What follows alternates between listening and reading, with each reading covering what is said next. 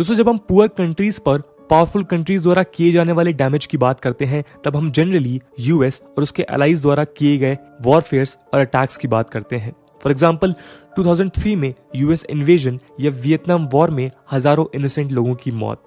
लेकिन rich countries poor countries के करोड़ों लोगों को एक और तरीके से ऑपरेस करती हैं। ये तरीका है इंटरनेशनल इंस्टीट्यूशंस जैसे आईएमएफ और वर्ल्ड बैंक में पावरफुल कंट्रीज का सिग्निफिकेंट कंट्रोल और इस कंट्रोल से इमर्ज होने वाला इकोनॉमिक ऑपरेशन। आज के इस वीडियो में हम इस बात पर चर्चा करेंगे कि इंटरनेशनल मॉनेटरी फंड द्वारा दिए जाने वाले फंड्स और लोन्स कैसे पुअर कंट्रीज के लिए डेंजरस हो सकते हैं और कैसे ये लोन्स ऑपरेसिव हो। दोस्तों, पाकिस्तान आज एक सीरियस इकोनॉमिक प्रॉब्लम से जूझ रहा है, जिसके चलते वो इंटरनेशनल मॉनेटरी फंड से $1 बिलियन का लोन लेने के प्लान्स में है। हालांकि आईएमएफ और पाकिस्तान के बीच हुए रीसेंट टॉक्स इनकॉन्क्लूसिव निकले। पाकिस्तान ने ऑलरेडी पिछले साल $6 बिलियन के लोन लिए थे और इस साल वो corona pandemic induced economic problems को ठीक करने के लिए आईएमएफ से लोन की डिमांड कर रहा है। लेकिन अक्टूबर 4 से अक्टूबर 15 के बीच हुए टॉक्स फेल हो गए, बावजूद इसके कि पाकिस्तान ने आईएमएफ द्वारा सजेस्टेड रिफॉर्म्स को इंट्रोड्यूस किया है। ये इंसिडेंट हमें ये सवाल उठाने पे मजबूर कर देता है कि आखिर आईएमएफ, जिसका मैंडेट दुनिया के देशों की इकोनॉमिक कंडीशंस को इंप्रूव करना है, वो क्यों पाकिस्तान को लोन नहीं दे रहा है। आखिर क्यों आईएमएफ ऐसे स्ट्रिक्ट कंडीशंस को देशों के सामने रखता है। सिर्फ पाकिस्तान नहीं बल्कि ऐसे ही कंडीशंस आईएमएफ ने इंडिया के सामने 1991 क्राइसिस के वक्त भी रखे थे, जिसके चलते इंडिया को एलपीजी रिफॉर्म्स इंट्रोड्यूस करने पड़े।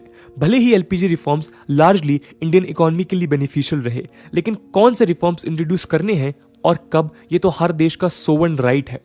कोई दूसरा देश अपने इन्फ्लुएंस से अपने फायदे के लिए ऐसे रिफॉर्म्स को फोर्सफुली इंपोज करे, ये किस हद तक सही है। तो चलिए आईएमएफ के प्रॉब्लम्स को डिटेल में समझते हैं और कुछ ऐसे केस स्टडीज को देखते हैं जो बताते हैं कि कैसे आईएमएफ में बिग कंट्रीज के कंट्रोल के चलते पुअर कंट्रीज के लिए आईएमएफ के लोन्स डेंजरस हो जाते हैं। दोस्तों, आईएमएफ 189 मेंबर स्टेट्स का one of the most powerful international economic organization है, जिसका जन्म 1944 में वर्ल्ड वॉर 2 के वक्त हुआ। आईएमएफ की फंडिंग मेनली कोटा कंट्रीब्यूशन से होती है, जिसमें आईएमएफ मेंबर्स अपना अपना कंट्रीब्यूशंस देते हैं। हर आईएमएफ मेंबर नेशन के पास एक असाइंड एनुअल कोटा अमाउंट होता है। ये कोटा उसकी इकोनॉमी की साइज के हिसाब से डिसाइड होता है। आईएमएफ में किसके पास कितने वोट्स होंगे ये भी देशों के कोटा पर डिपेंडेंट है, यानी जो जितनी बड़ी इकोनॉमी उसके पास उतने ज्यादा वोट्स। और यही सबसे बड़ा कारण है जिसके चलते यूएस जैसे इकोनॉमिक सुपर पावर्स अपना कंट्रोल आईएमएफ में इंश्योर करते हैं। इसके अलावा कुछ एक्सेप्शंस को छोड़ दिया जाए तो लार्जली आईएमएफ चीफ एक यूरोपियन होता है बाय कस्टम, और यूएस के पास इनफ वोट्स हैं कि वो कोई भी डिसीजन को वीटो कर दे। खैर, आईएमएफ का जन्म ग्लोबल एक्सचेंज रेट रेजिम्स को मैनेज करने के लिए हुआ ताकि इंटरनेशनल पेमेंट्स को सही तरीके से मैनेज किया जा सके। लेकिन 1973 में फिक्स एक्सचेंज रेट्स का सिस्टम कोलैप्स कर गया और आईएमएफ के रोल्स चेंज हुए। अब वो खुद को देशों के डेट क्राइसिस को मैनेज करने में भी इन्वॉल्व करने लगा है और उन्हें लोन्स प्रोवाइड करने लगा है। सुनने में तो ये पॉजिटिव बात लगती है कि आईएमएफ देशों को उनके डेट क्राइसिस से बाहर निकालने में मदद करता है, लेकिन in reality IMF Asia, Latin America और अफ्रीका के डेवलपिंग और पुअर देशों के इकोनॉमिक डिसीजन मेकिंग में इंटरवीन करने लगा है। ऐसा नहीं है कि आईएमएफ का रोल हमेशा नेगेटिव ही रहा है। उससे कई सारे क्राइसिस जैसे एशियन फाइनेंशियल क्राइसिस को सक्सेसफुली मैनेज करने का क्रेडिट भी दिया जाता है, जिसके बारे में हम जानते हैं। लेकिन इस बात पर चर्चा कम होती है कि कैसे आईएमएफ का इंटरवेंशनिस्ट अप्रोच कई देशों के लिए हानिकारक रहा है। चलिए अब देखते हैं कि कैसे आईएमएफ का इंटरवेंशनिस्ट अप्रोच गरीब देशों के लिए हानिकारक है। दोस्तों, famous Nobel prize winning economist Joseph Stiglitz अपनी किताब ग्लोबलाइजेशन एंड इट्स डिसकॉन्टेंट्स में दावा करते हैं कि आईएमएफ दुनिया के कुछ पुअरेस्ट कंट्रीज के डेवलपमेंटल फेलियर का प्राइमरी कल्प्रिट है। उनका कहना है कि जब आईएमएफ लोन्स देता है तो वो low government spending, privatization, liberalization, high interest rates और ओपन कैपिटल मार्केट जैसे रिफॉर्म की कंडीशन रखता है।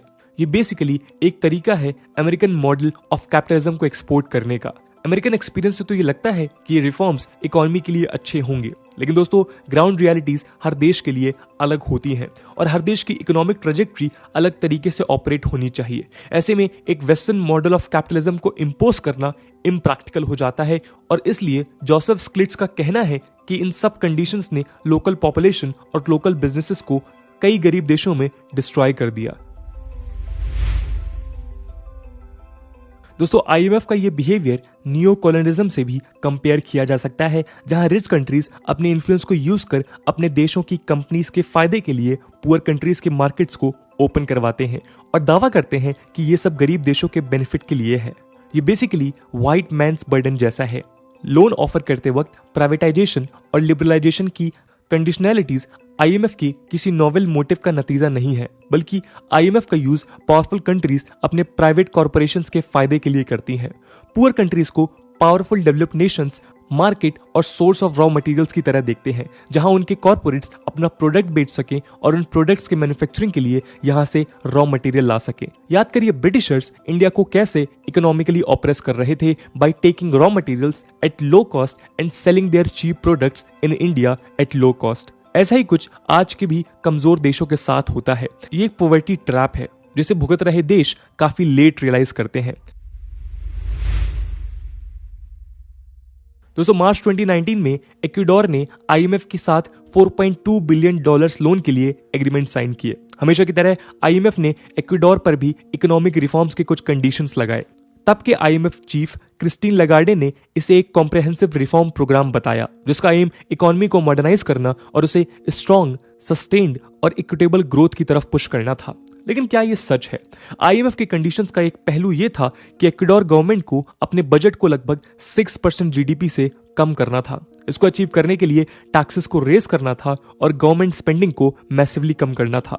नंबर से हटकर बात करें तो इस मूव का इम्पैक्ट ये हुआ कि इक्वाडोर को tens of thousand public sector employees को फायर करना था, टैक्सेस को इंक्रीज करना था जो पुअर्स पर बर्डन बढ़ा देता, और गवर्नमेंट द्वारा वेलफेयर स्कीम पर स्पेंडिंग को कट डाउन करना था, जिसके बेनिफिशियरीज मेनली गरीब होते थे।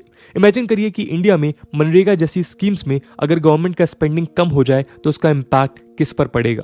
इस मूव का ओवरऑल इम्पैक्ट ये हुआ कि इक्वाडोर की इकोनॉमी माइल्ड रिसेशन की तरफ चली गई।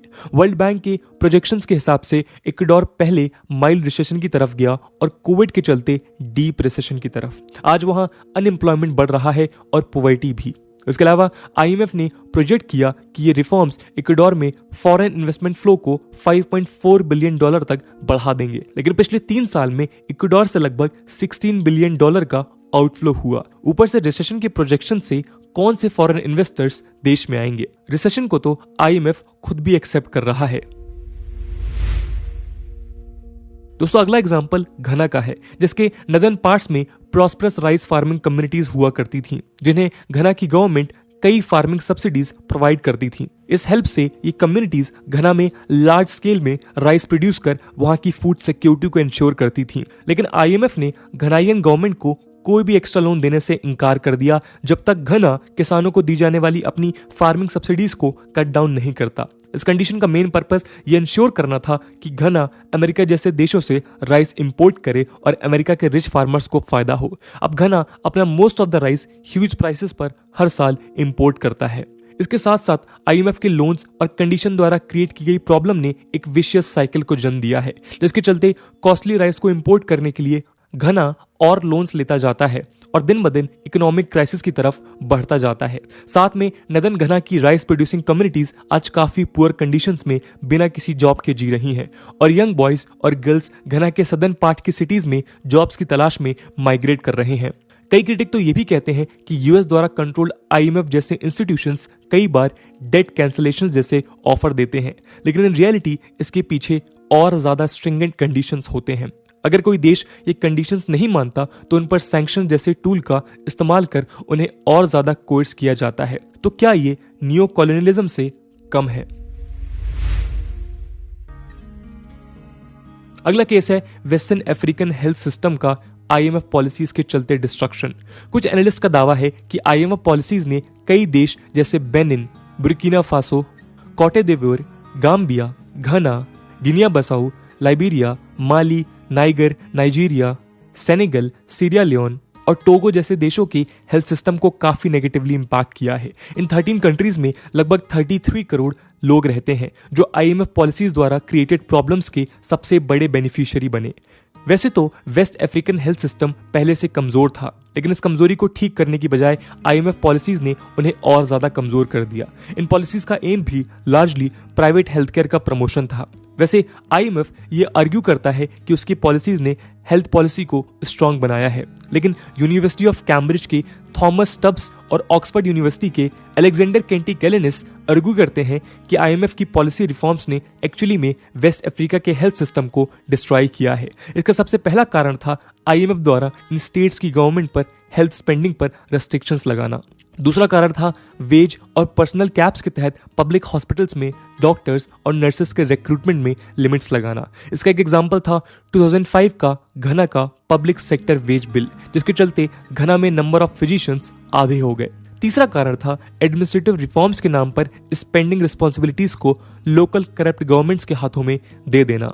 ग्वीनिया में एक आईएमएफ मिशन ने ये रिपोर्ट किया कि ये top down impose decentralization ineffective और इनएफिशिएंट रहा, जिसके चलते हेल्थ केयर सर्विसेज डिटोरेट हुई।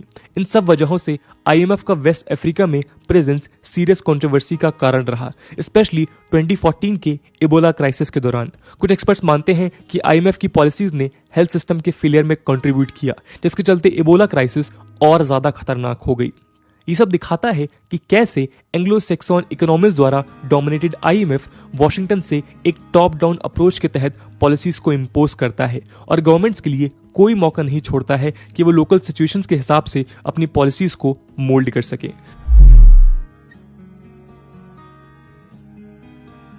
तो दोस्तों, ये कहानियां दिखाती हैं कि कैसे आईएमएफ जैसे ग्लोबल इकोनॉमिक इंस्टीट्यूशन में आज सीरियस रिफॉर्म्स की जरूरत है।